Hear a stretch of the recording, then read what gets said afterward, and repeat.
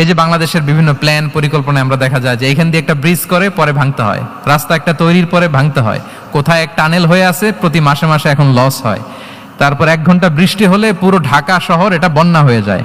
এগুলো হচ্ছে একাধিক প্ল্যান না থাকা, ভিশনারি অ্যাটিটিউডের অধিকারী না হওয়ার কারণে এই ঝামেলাগুলো আমাদের হচ্ছে। তো প্রফেটিক সিরার এই প্রফেটিক মাইন্ডসেট থেকে আমাদের নেয়ার বিষয় হচ্ছে এটা যে আমাদেরকে ভিশনারি অ্যাটিটিউডের হতে হবে। রাসূল সাল্লাল্লাহু আলাইহি ওয়াসাল্লাম ভিশন ওরিয়েন্টেড মেন্টালিটির ছিলেন। আগাম আজ থেকে 50 বছর পরে বাংলাদেশে কি ক্রাইসিস হতে পারে, আজ থেকে ঠিক 100 বছর পরে বাংলাদেশে কি হতে পারে, ওই রোডম্যাপকে সামনে রেখে আমাদেরকে প্ল্যান করতে হবে।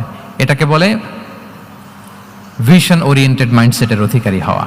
তাহলে 12টা মাইন্ডসেটের কয়টা আমরা কভার করলাম বলেন তো? প্রথমটা কি ছিল? গড সেন্ট্রিক বা আল্লাহ সেন্ট্রিক। দ্বিতীয়টা ভিশন ওরিয়েন্টেড মাইন্ডসেট। 3 নাম্বার হচ্ছে উইজডম ড্রিভেন মাইন্ডসেট। উইজডম মানে হচ্ছে প্রজ্ঞা। প্রজ্ঞা কি? জ্ঞান আর কমন সেন্স দুইটা একসাথে হইলে ওটারে প্রজ্ঞা বলে। When the knowledge and common sense join together, it reflects as wisdom. আপনার জ্ঞান এবং আপনার কমন সেন্স একসাথে হইলে ওটা উইজডম হয়ে যায়। রাসূল সাল্লাল্লাহু আলাইহি ওয়াসাল্লাম ছিলেন প্রজ্ঞায় সমৃদ্ধ এক মননের অধিকারী। ওনার সব কিছুতেই প্রজ্ঞা ছিল।